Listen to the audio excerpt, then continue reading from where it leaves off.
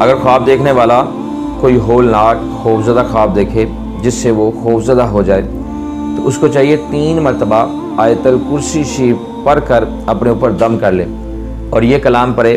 اعوذ بربی موسیٰ و ابراہیم من شر الرؤیا التی رأیتها من منامی ان یضرنی فی دینی و دنیای و معیشتی عز جاہک و جل ثناؤک و لا الہ غیرک، کہ میں سیدنا موسیٰ علیہ السلام اور سیدنا ابراہیم علیہ السلام کے رب کی پناہ مانگتا ہوں اس خواب کی برائی سے جو میں نے اپنے سونے کی حالت میں دیکھا ہے، اور خدا نہ کرے کہ یہ مجھے نقصان پہنچائے۔ میرے دینی اور دنیاوی کاموں اور میرے روزگار میں الہی تیرا مرتبہ سب سے بڑھ کر ہے، تیری تعریف جلیل الشان ہے،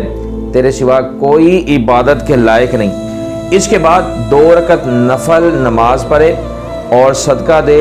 تو اس خواب کے شر اور نقصان سے وہ بندہ محفوظ رہے گا۔